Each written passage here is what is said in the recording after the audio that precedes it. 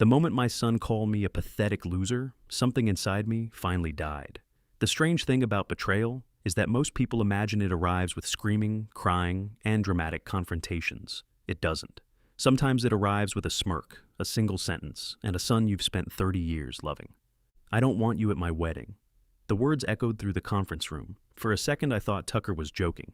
We'd been discussing flower arrangements, catering schedules, transportation, and a dozen other wedding details. The room at the country club buzzed with wedding planners moving around us while samples of invitations and table settings covered the table. I'd spent 6 months helping organize the event. 6 months and nearly $80,000. Tucker sat across from me wearing an expensive navy suit that I'd purchased for him 3 months earlier. Beside him sat Emmylou, his fiance. Her blonde hair was perfectly styled, her makeup flawless, and her smile. Her smile was the smile of someone who had been waiting for a particular moment, one she'd rehearsed. I should have recognized it sooner. I should have seen what she was doing to my son, but love makes fools of parents, especially single parents. "Tucker?" I asked quietly. He leaned back in his chair, crossing his arms, and looked at me as though I were some annoying employee he'd finally decided to fire. "You heard me." The room suddenly felt colder. "What are you talking about?" Emmylou glanced at him. That tiny smile remained. "Tucker," she said softly, "you should just tell him." "Tell me what?" The question formed in my mind, then Tucker answered. "Your life is worthless." I stared at him. He continued. "Honestly, Dad, you're pathetic." The words struck harder than I expected because they came from him. The little boy who used to leave handwritten Father's Day cards on my pillow, that boy was gone. The man sitting in front of me was a stranger. "You don't fit with our life anymore," Tucker said. Emmylou nodded as if he were making perfect sense, as if this were a reasonable conversation. I swallowed. "Tucker, no." He raised a hand. He actually raised a hand to silence me. I've spent years trying to be polite. The wedding planner nearby suddenly became very interested in a stack of brochures. Everyone in the room could hear us. Nobody knew where to look. "We're different people now," Tucker continued.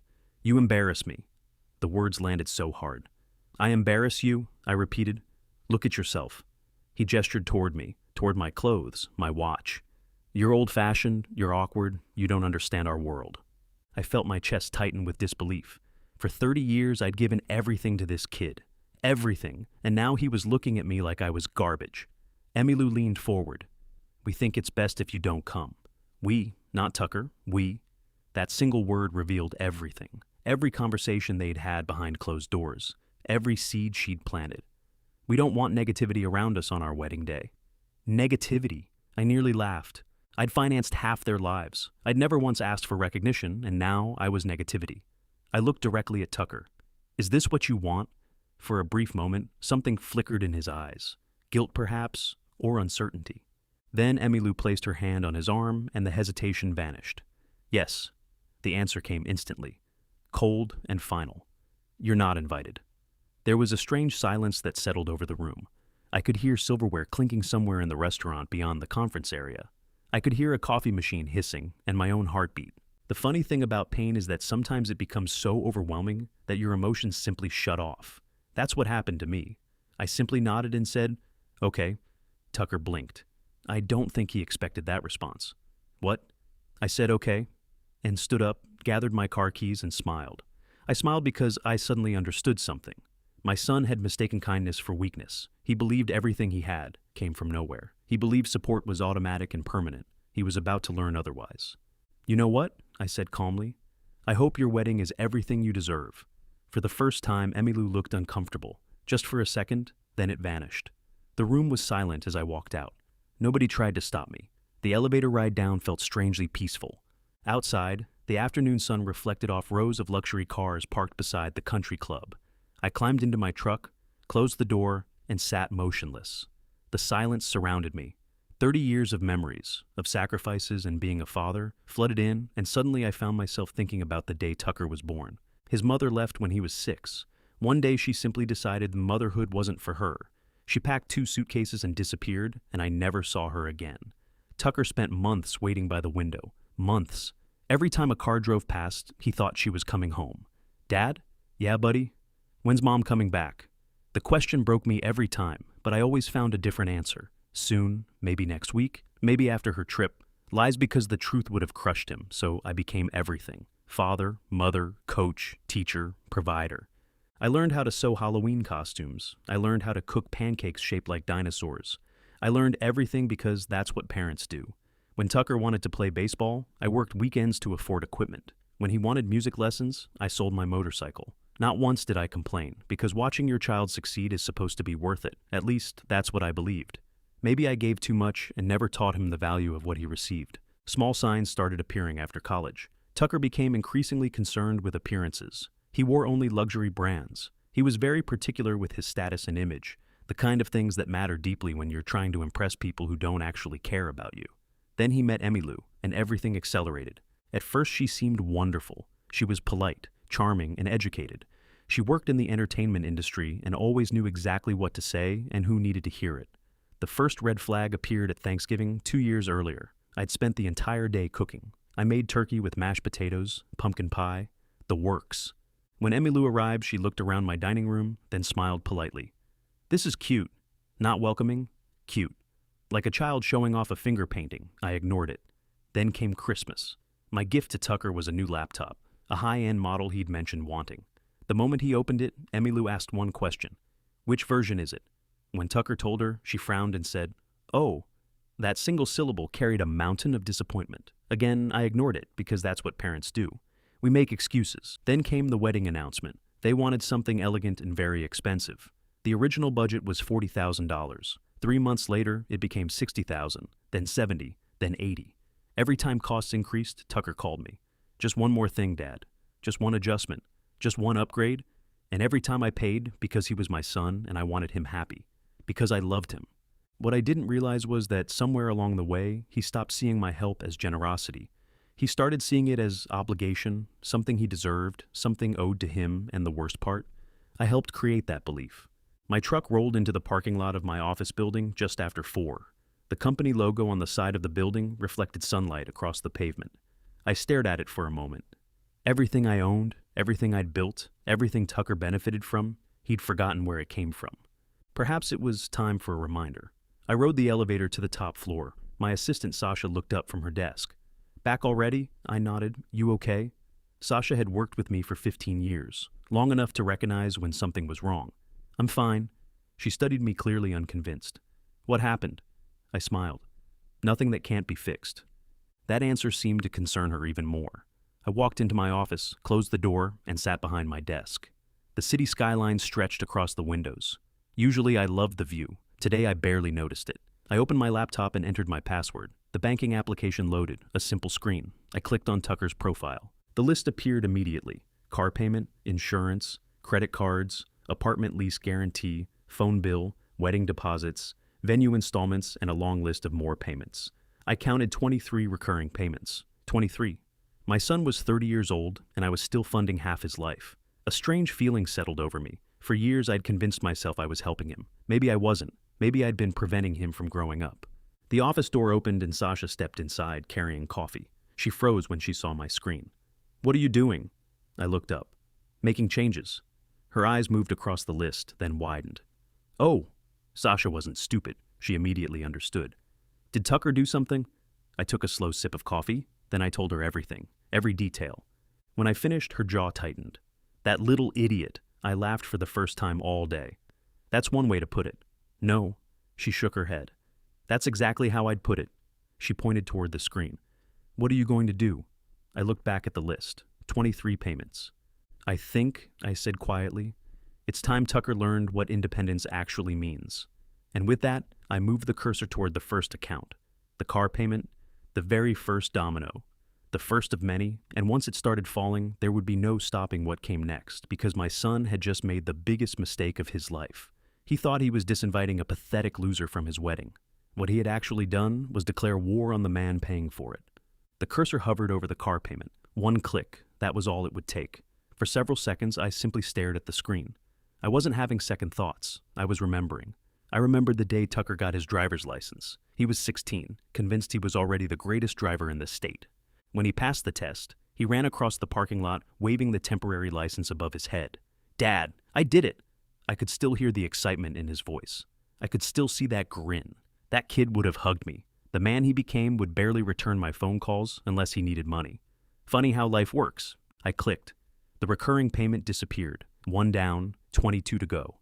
I moved to the next account. Insurance, canceled. Then another, credit card, canceled. Apartment support, canceled. The process took less than 30 minutes. 30 minutes to erase privileges that had become expectations. When I finally leaned back in my chair, every recurring payment was gone. Every wedding-related account connected to my name. Gone. I wasn't taking anything from Tucker. I was simply stopping myself from giving. Sasha stood quietly beside my desk. "How do you feel?" I considered the question.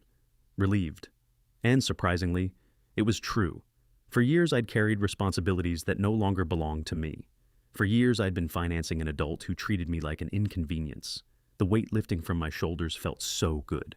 Sasha nodded. "Good." She pointed toward the screen. "You know what's going to happen." "I do. They're going to lose their minds. Probably. And they're going to call. Definitely." She smiled. "What are you going to tell them?" I looked out the window. The city lights were beginning to flicker on as evening settled across downtown. The truth. What truth? That pathetic losers don't belong at important weddings. Sasha nearly choked on her coffee. For the first time all day, I genuinely smiled. 3 days passed and nothing happened. No phone calls or angry messages which told me something important. Tucker hadn't noticed. Neither had Emmylou. They were so disconnected from their own finances that they hadn't realized the support system beneath them had vanished. Then came Thursday morning. My phone rang at 8:17. It was Tucker, right on schedule. "Morning," I answered. "Dad." His voice sounded irritated. "There's some problem with my credit card." I sipped my coffee. "Is there?" "Yeah. They declined it." "That's unfortunate." There was a silence, and I could practically hear him processing my response. "What do you mean, unfortunate?" "I mean, it's unfortunate. Can you call the bank?" I leaned back in my chair. "No." This time the silence was longer. "What?" "No." "What do you mean, no?" Now we were getting somewhere. "I mean, I'm not calling the bank." "Dad, the card's connected to your account." "Not anymore." The silence that followed was beautiful, pure confusion. "What?" "I removed it." "You removed my card?" "Yes." "Why?" The question genuinely amused me. Why? As if there needed to be an explanation. "Tucker." My voice remained calm. "Do you remember our last conversation?" The line went very quiet. "I don't see what that has to do with anything." There it was, the entitlement. The assumption that insulting me should have no effect on his life whatsoever. It has everything to do with it. "Dad, don't be ridiculous." Ridiculous? Interesting choice of words. "I'll talk to you later." I ended the call. 5 seconds later, he called back. I ignored it. 10 seconds later, he called again. I still ignored it. Then the text messages started. "Dad, what is going on? Answer your phone. This isn't funny. Dad, Dad, Dad." I placed the phone face down on my desk and returned to work. For the first time in years, Tucker could solve his own problems. The next call came from Emmylou. I answered immediately because I wanted to hear what she had to say. "Hello, Emmylou." Her voice was sugar-coated, the same voice she'd used when she wanted something. "Hi, how are you?" Interesting. No mention of the wedding or the insults, straight to manipulation. "I'm doing well." "Good." There was a pause, then she moved in. "There seems to be some confusion with Tucker's accounts." "Is there?" "Yes." "We were hoping you could fix it." Always we. I almost admired her consistency. "What exactly needs fixing?" "The credit card." "Oh." Another pause. I could feel her struggling to maintain the sweet tone. "It stopped working." "That's because I canceled it." The sweetness vanished immediately like a switch being flipped. "You canceled it?" "Yes." "Why would you do that?" The audacity was impressive. She sounded genuinely offended, as though I'd violated some sacred obligation. I assumed pathetic losers shouldn't be financing luxury expenses. There was absolute silence. Then she said, "You can't be serious." "Oh, I'm very serious." Her voice hardened. "This is about the wedding." "No, it absolutely is." "No, Emmylou." I stood and walked toward the window. "This is about respect." Neither of us spoke for several seconds. Then she actually laughed. A short, dismissive little laugh. "You know what your problem is?" I already knew this conversation wasn't going to end well for her. "No, tell me. You always need attention." Very interesting. The woman who had manipulated my son into humiliating me was now attempting psychological analysis. "You think everything is about you," I smiled. "That's your opinion." "No," she snapped. "It's the truth." The arrogance in her voice was astonishing. I finally understood why Tucker had changed so much. People become reflections of those they spend time with, and he'd spent years with her. "You know what?" she continued. If you're trying to punish us, it's not going to work. I almost laughed, not because she was wrong, because she had no idea what was coming. We'll figure it out ourselves. I'm sure you will. We don't need your money, I nodded. Excellent. Then I ended the call. Friday morning brought the first real consequences. At 9:03 a.m., I received a notification from the wedding venue because my email remained listed as a secondary contact. The message was simple. Final payment overdue. I read it twice, then closed it. 10 minutes later, another arrived. The florist. Payment required to maintain reservation. Interesting. The cracks were spreading. By noon, my phone had received 6 missed calls from Tucker, 3 from Emmylou, and 1 from a number I didn't recognize. The venue manager. Apparently panic was beginning to set in. I ignored everyone. Around 2 o'clock, Sasha knocked on my office door. You should see this. She handed me her phone. Emmylou's social media account had a new post, a glamorous photo of herself and Tucker standing outside the country club. The caption read, 30 days until the most perfect wedding ever. Everything is finally coming together. I stared at it for a moment, then laughed. Because at that exact moment, nothing was coming together. It was all coming apart. They just didn't know it yet. Sasha shook her head. They have no idea. Not yet, but they're about to. I handed the phone back, and right then, my own phone rang. Tucker again. This time, I answered. What? His voice exploded through the speaker. What the hell is wrong with you? No greeting, no apology, straight to anger. Good afternoon, Tucker. The venue called. I'm sure they did. They said payment didn't go through. Correct. You need to fix it. I almost felt sorry for him. No. What do you mean, no? I mean no. His breathing grew heavier, the sound of someone losing control. You already committed to paying. I also committed to attending. The silence hit instantly. You can't do this. I already did. This is insane. No, I replied calmly.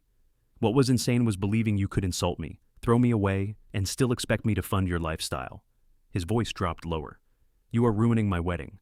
I looked out across the city skyline.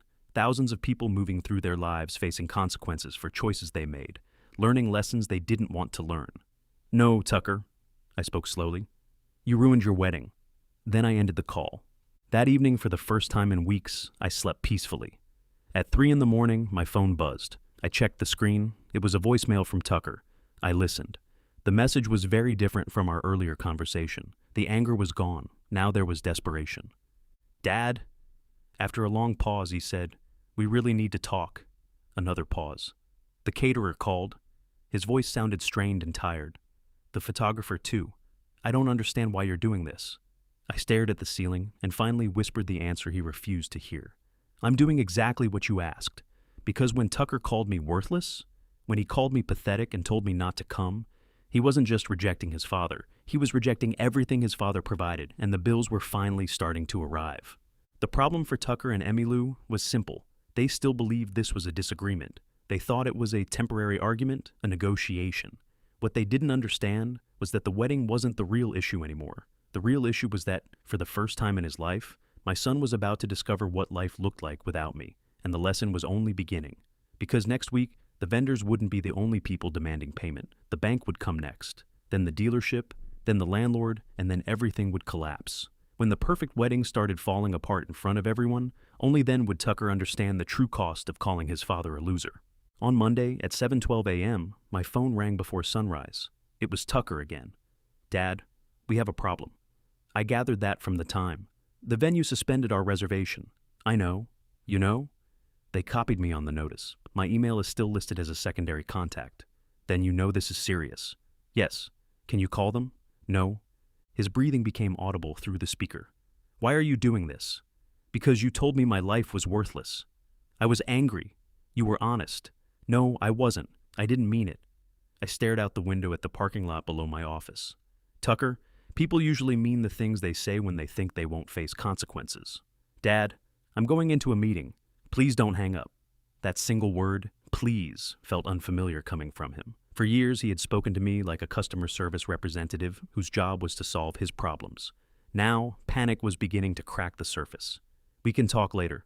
Dad, the wedding is in 3 weeks. I know. If the venue cancels us, we're ruined. Then I suggest you figure out how to pay them. I don't have that kind of money. There it was, the truth. Reality had hit. Good luck, Tucker. Then I ended the call. The second domino was Wednesday afternoon. 2 days later, another domino fell. I was reviewing quarterly reports when Sasha appeared in my doorway trying not to smile. "You should probably take this call." "Who is it?" "Tucker." That doesn't narrow it down. "He sounds animated." I took the phone. "Hello? They repossessed my car." His voice echoed through the office loud enough that Sasha could hear every word. "I see." "You see? That's all you have to say?" "What would you like me to say?" "They took it from the parking garage at work." "That tends to happen when payments stop." "You stopped the payments." "Correct. I could lose my job." "Then you should probably arrange transportation." "Dad, this isn't funny." "I agree." He was silent for a moment, and when he spoke again, the anger had faded into something more dangerous: disbelief. "You really don't care." That sentence landed harder than anything else he had said, because it revealed how completely he had misunderstood me. "I care very much," I replied quietly. "That's why this hurts." "Then why are you doing it?" "Because caring about someone doesn't mean protecting them from every consequence forever." "So, this is some lesson?" "No, the lesson happened when you called me worthless. This is simply what follows. You're acting like a stranger." I almost laughed. "That's exactly how you treated me." The line went dead. He had hung up. Sasha folded her arms. "He still thinks you're going to rescue him." "I know." "Are you?" I looked at the phone. "Not this time." By Friday, the family knew something was wrong. My sister Jolene called first. "What happened between you and Tucker?" "He uninvited me from the wedding." She was silent for a moment. "He did what?" "He called me a pathetic loser and told me not to come." "That doesn't sound like him." "Apparently it is him." She was quiet for several seconds. "And the wedding payments?" "I stopped making them." "Good," I blinked. "Excuse me?" "Good," she repeated. "Your son is 30 years old. If he wants to treat you like garbage, he can pay his own bills." "I expected you to tell me I'm overreacting." Jolene snorted. "If anything, you're underreacting." Other relatives were less supportive. My brother Mickey called that evening. "This has gotten out of hand." "Has it?" "He's your son." "Yes." "Parents don't abandon their children. Children don't publicly humiliate their parents. People say things they don't mean." "Interesting. If I had called him worthless, would you be telling him to forgive me?" Mickey hesitated. "That's different." "No," I said calmly. "It's exactly the same." He didn't have an answer for that. The most revealing conversation came that Saturday. Emmylou arrived at my office without warning. She was dressed impeccably as always, but the polished confidence was gone. Her eyes were tired, and tension tightened her jaw. When Sasha buzzed my office, I almost told her to send Emmylou away. Instead, I said, "Let her in." She entered carrying a leather folder. "We need to talk." "Sit down." She remained standing. "The venue is demanding full payment by Monday." "I know." "The caterer is threatening to cancel." "I know." "The florist already canceled." "I know." Her composure cracked slightly. "Then you know this is becoming a disaster." "Yes." She opened the folder and slid papers across my desk. Inside were invoices, contracts, and payment schedules. "We need your help." I didn't touch the papers. "No," I said, "please." "Why?" She blinked. "Because this wedding is important. Important enough that you told me not to attend." Tucker was upset. "And you?" She looked away. She didn't apologize, just said, "I should have handled it differently." Even now she was managing optics. "Emmylou, do you know what I realized after that meeting?" She said nothing. "For years I thought I was helping my son build a life, but somewhere along the way, both of you started treating my support like an entitlement. That's not fair, isn't it?" I leaned forward. "When you told me I was a pathetic loser, did either of you stop to consider that the loser was paying for your wedding?" Color rose in her cheeks. "We were stressed." "No," I said quietly. "You were comfortable." That hit her. I could see it because comfort had allowed them to be cruel without fear, and now the comfort was disappearing. She took a slow breath. "What will it take?" "Excuse me? To fix this?" There it was, not remorse, just a transaction as if respect could be purchased retroactively. "Nothing," I said. "You're really going to let this wedding fail?" "No, I'm going to let two adults handle their own responsibilities." She stared at me for a long moment. Then, for the first time since I'd met her, the charming facade disappeared completely. "You know what? Maybe Tucker was right about you." "Maybe?" "You're petty." "Possibly." "You're vindictive." "Also possible." "And you're going to regret this." I smiled. "The difference between us is that I already regret something. I regret spending years believing gratitude and respect were the same thing." She grabbed the folder and stormed toward the door. Before leaving, she turned back. "When this is over, Tucker will never speak to you again." The threat hung in the air, But instead of fear, I felt only sadness. That would be his choice, I said. She slammed the door behind her. Sunday evening, another email arrived. Wedding. Venue reservation canceled for non-payment. I read the message twice. Then I set the phone down and sat quietly in my living room. Outside, rain tapped against the windows. The house felt large and empty. I thought about Tucker learning to ride a bicycle in the driveway, and I thought about the day he told me he was engaged and how genuinely happy I had been for him. None of those memories were fake, but neither was what had happened now. A relationship can contain both love and disappointment. Sometimes the disappointment becomes too large to ignore. Tucker called again. I answered. For several seconds he said nothing. I could hear breathing, movement, and voices in the background. Then, they canceled the venue. I know. His voice cracked. Emmylou is freaking out. I closed my eyes. I'm sorry you're dealing with that. Are you? The question hung between us. Was I sorry he was suffering? Yes. Was I sorry I stopped funding people who treated me with contempt? No. I don't want you to suffer, Tucker. Then help us. There it was again. The belief that my love should override everything else. No. Why? My voice remained calm. Because helping you right now would teach you that you can say anything, do anything, and still expect someone else to clean up the mess. So this is punishment. No, this is reality. He was silent. Then he whispered something that sounded very different from the confident man in the country club conference room. I didn't think you'd actually stop. Finally, the truth. He had believed my support was permanent. He had believed he could throw me away while keeping everything I provided. I know, I said quietly. He didn't respond. For a long moment, neither of us spoke. Then the line disconnected. I sat alone in the quiet house, listening to the rain. The wedding was 3 weeks away. The venue was gone, the vendors were canceling, the car had been repossessed. And for the first time in his adult life, my son was discovering what independence actually cost. The humiliation he feared was coming closer every day. But the hardest part wasn't watching his world unravel. The hardest part was realizing that he still hadn't apologized. For the next week, I heard almost nothing from Tucker. That worried me more than the angry phone calls. Anger meant he still believed he could force the situation to change. Silence meant reality was settling in, and reality has a way of stripping people down to who they truly are. Every morning I expected another desperate call. Every evening I checked my phone and found nothing. No messages, no demands, no insults, nothing. Meanwhile, bits and pieces of information drifted back to me through family members. The wedding guest list had been reduced, then reduced again. The luxury venue was gone. The replacement venue was a small community hall nearly 40 miles outside the city. The live band had canceled, the premium catering package had disappeared, and the luxury transportation company had withdrawn. One by one, every piece of the perfect wedding Emmylou had bragged about on social media was vanishing. And the most surprising thing, neither Tucker nor Emmylou could afford to replace any of it, because once they were forced to look at their finances honestly, they discovered something terrifying. They weren't wealthy, they simply had access to someone else's wealth, mine. And now that access was gone. 2 weeks before the wedding, I received an unexpected visitor, my grandson, Tucker's son from a previous relationship, 9-year-old Sheldon. His mother, Rachel, and Tucker had separated years ago, but Rachel and I remained close, mostly because she was one of the few people willing to tell Tucker the truth. Sheldon sat across from me in my office eating a chocolate muffin Sasha had given him. Grandpa? Yeah, buddy. Why is Dad so mad? Children have a way of asking the hardest questions. I set my pen down. What makes you think he's mad? He yells a lot now. That hurt. Does he? Sheldon nodded. Mostly at his phone. I couldn't help smiling. That sounds about right. The boy looked down at his muffin, then back at me. Are you coming to the wedding?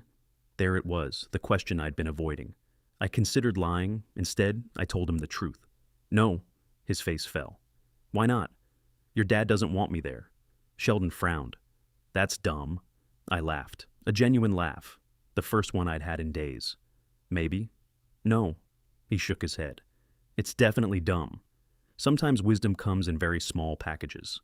That evening, Rachel called. I heard Sheldon visited you. He did. Thank you. For what? For not putting him in the middle of this. I leaned back on my couch. The house felt unusually quiet. He's a good kid. He misses you. I miss him too. Rachel hesitated, then sighed. Tucker is falling apart. I wasn't surprised, but hearing it still hurt. How bad? Worse than he's telling people. I closed my eyes. Talk to me. Rachel lowered her voice. He maxed out every card he could get. I wasn't shocked. He borrowed money from friends. How much? Too much. I rubbed my forehead. And Emmylou? Rachel laughed bitterly. She's blaming everyone except herself. That sounded familiar. She keeps saying this is all your fault. Of course she does. Tucker believes her sometimes. And the other times? Rachel paused. The other times, I think he's starting to realize what happened. Those words stayed with me long after the call ended, because for the first time, there was a difference between Tucker and Emmylou. Emmylou was still looking for someone else to blame. Tucker was beginning to look in a mirror. 3 days later, the apology finally arrived.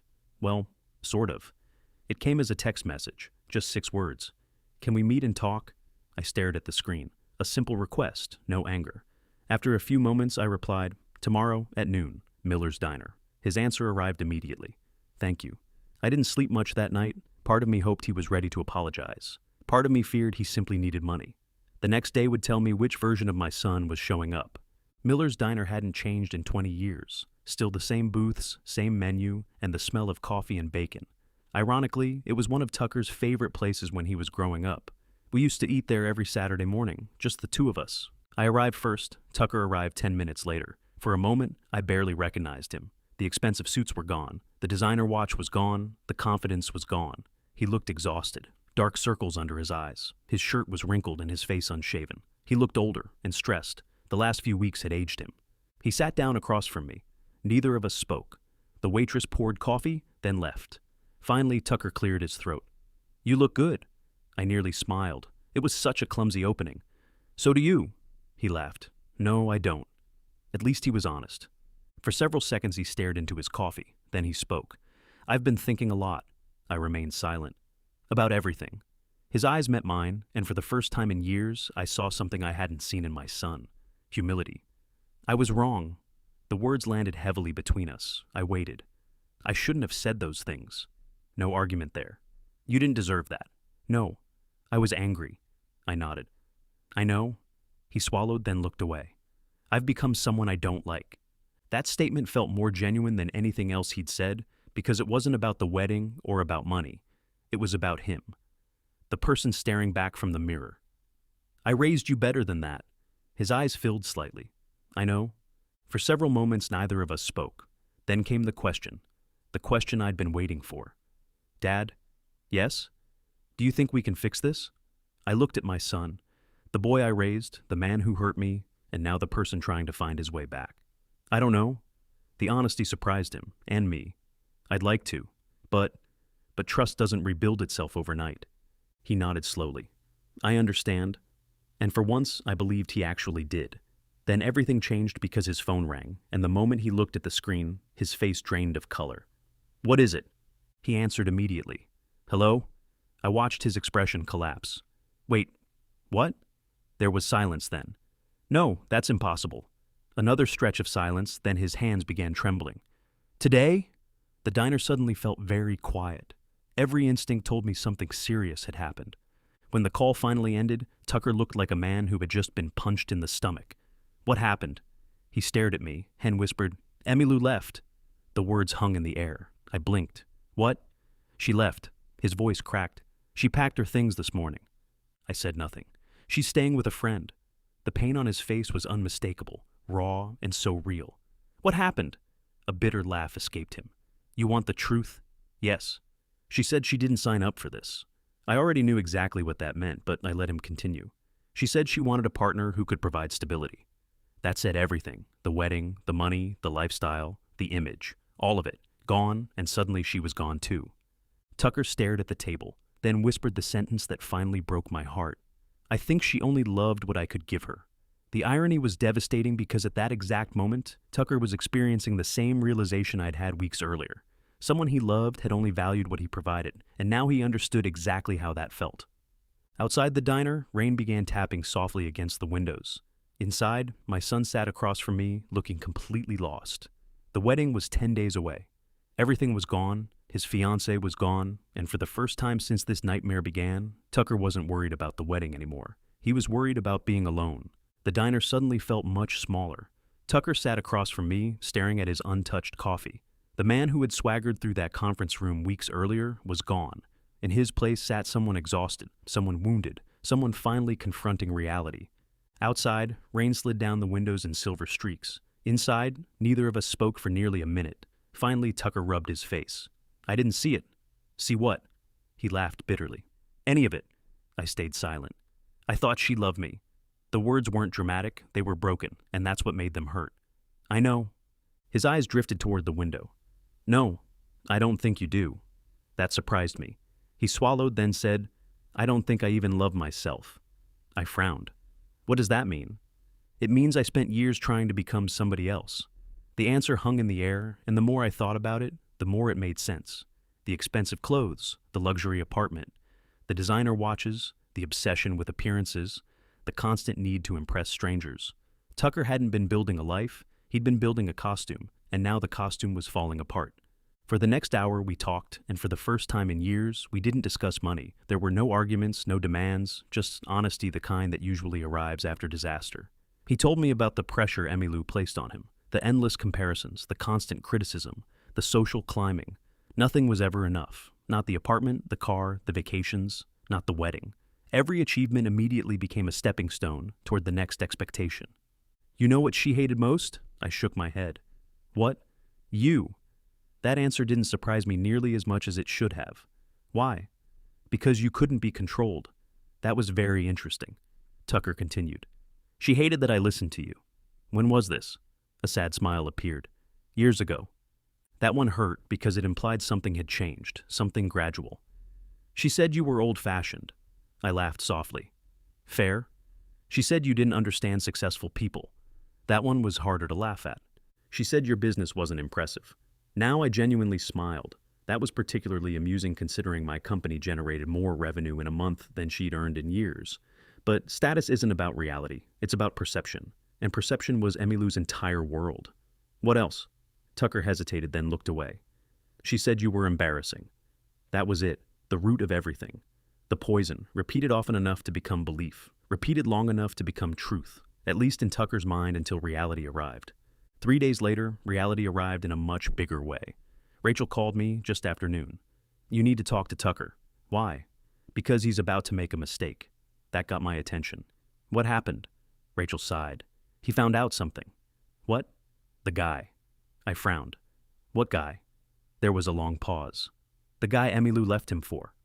I sat upright. What? Apparently she's been seeing someone. Well, that explained a lot. When did Tucker find out? This morning. And, Rachel laughed humorlessly, and now he wants answers. I found Tucker that evening, sitting alone on the back porch of his apartment. The apartment he could no longer afford. The apartment he'd probably be leaving soon. He looked up as I approached. For a moment, he didn't speak. Then he handed me his phone. A photograph filled the screen. Emmylou with a man I'd never seen before, their arms around each other, smiling intimately. The picture wasn't recent, that much was obvious. It had been taken months ago. Maybe longer. When was this? Tucker stared into the distance. 8 months ago. The answer chilled me. 8 months. The wedding planning, the engagement, the lies, all happening simultaneously. How did you get it? One of her friends sent it. His laugh sounded hollow. Apparently everybody knew except me. I sat beside him. The silence stretched, then Tucker whispered, Do you know the worst part? I waited. I defended her. His voice cracked. Every time someone warned me, every time you tried to tell me something was wrong. I didn't remind him that I'd never actually tried, because the truth was worse. I had noticed things. There were warning signs, red flags. But I'd stayed silent partly because I didn't want to lose my son, and partly because I believed he needed to make his own choices. Now, we were both paying for that decision. The following weekend should have been the wedding. Instead, it became something else entirely. The family had already booked flights, hotel rooms. Some took time off work. People were arriving from across the country expecting a celebration. Instead, they found chaos. The community hall reservation had collapsed. The original venue was gone. The bride was gone. The wedding was effectively dead, but nobody had officially announced it, which meant relatives kept arriving asking questions. Hundreds of questions. I attended a family gathering at my sister's house that Saturday afternoon. The atmosphere felt tense. Everyone knew something, but nobody knew everything. Then my cousin Denise finally asked the question. Tucker, what happened? The room went silent. Tucker stood near the fireplace holding a glass of water. For a moment I thought he might lie, create some story, blame me. Instead, he surprised everyone, including me. He told the truth, all of it. The insults, the wedding meeting, the uninvitation, canceled payments, everything. Nobody interrupted, nobody moved. When he finished, the room remained silent. Then my brother Mickey, who had defended Tucker weeks earlier, spoke first. "You actually said that to your father?" Tucker nodded. Mickey shook his head. "What were you thinking?" "I wasn't." The answer came immediately. My sister folded her arms. "And you expected him to keep paying?" Tucker lowered his eyes. "At the time, yes." Several relatives exchanged looks, not angry looks, disappointed ones. Those are worse because disappointment carries truth. Eventually, Denise looked at me. "What did you do?" I shrugged. "I stopped paying." A few people laughed, not because it was funny, because it was perfectly fair. The consequences matched the behavior. For the first time since this entire disaster began, nobody argued, nobody defended Tucker, and no one criticized me because the facts spoke for themselves. That evening, after most relatives left, Tucker found me alone on the back deck. The sun was setting. Orange light stretched across the trees. Neither of us spoke for several moments. Then he sat beside me. "You won." The statement caught me off guard. I looked at him. "What?" "You won." I shook my head. "No." "Yes." "No, Tucker." I leaned forward. "This was never about winning." He frowned. "Then what was it about?" I thought about the question. Then I answered. "It was about respect." The breeze moved softly through the trees. "You know something?" I continued. "When you called me worthless," his eyes dropped. "That wasn't actually the part that hurt most." He looked up. "What was?" "The fact that you believed it." The words landed heavily because they were true. If a stranger called me worthless, I'd laugh. If an enemy said it, I'd ignore it. But my son? That was different. Because somewhere along the way, he genuinely started believing I had no value beyond my wallet, and that realization had broken something inside me. Tucker stared at the deck boards, then quietly said, "I'm sorry." This time it wasn't rushed. It wasn't attached to a request. It was simply an apology, and somehow that made all the difference. I nodded. "I know." For a while we sat together in silence, father and son. Not healed, but finally moving in the right direction. What neither of us realized was that the biggest humiliation of this entire story hadn't happened yet, because Emmylou wasn't finished, and before this was over, she was about to make one final mistake. The kind of mistake that would expose exactly who she was in front of everyone, including Tucker, including her own family and the people she had spent years trying so desperately to impress. And when that moment arrived, the story would come full circle, back to where it all started, with a conference room, a smirk, and the sentence that changed everything. 3 months passed, long enough for emotions to cool, long enough for reality to replace drama. Tucker moved out of the luxury apartment. He sold what he could, paid off what debts he could manage, and started rebuilding his finances from the ground up. For the first time since college, he lived entirely on his own income. And strangely enough, he started doing better. Without realizing it, he'd become more like the boy I raised and less like the man who sat beside Emmylou in that conference room. We weren't completely repaired. Trust takes time, but we were talking, having dinner together, watching Sheldon's baseball games together, building something new. Then Emmylou returned and she made the biggest mistake of her life. It happened on a Thursday afternoon. Sasha buzzed my office. "Tucker is here. Send him in." The moment he entered, I knew something was wrong. His face was pale, his jaw tight. His phone clenched in his hand. "What happened?" He tossed the phone onto my desk. "Read it."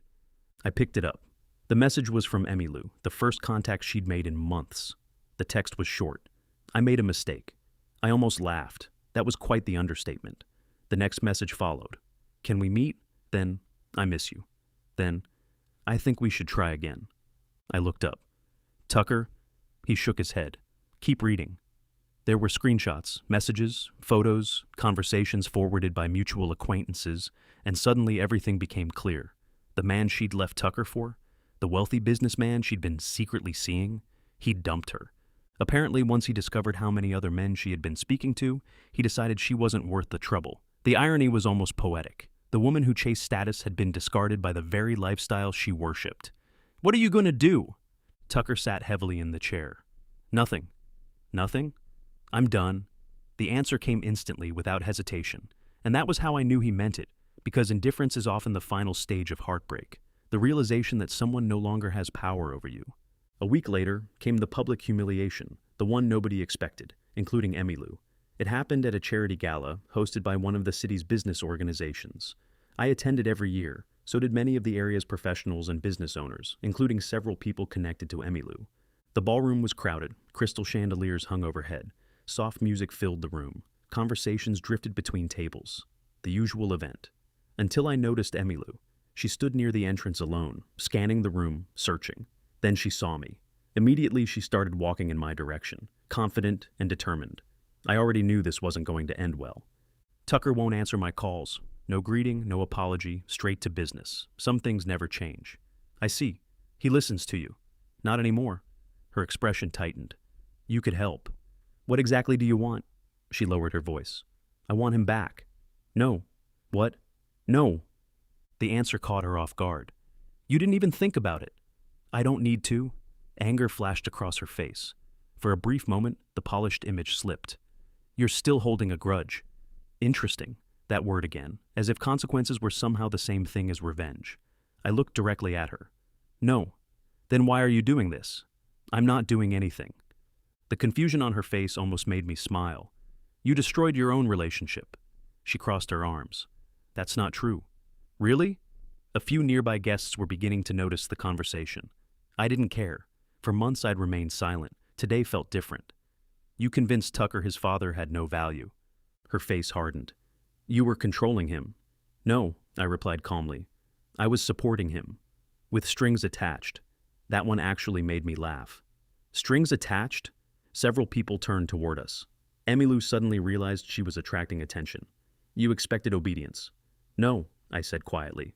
I expected basic respect. The room wasn't listening anymore, but the people closest to us certainly were, and unfortunately for Emmylou, some of them knew the truth. One of them was Denise, my cousin, another was Rachel.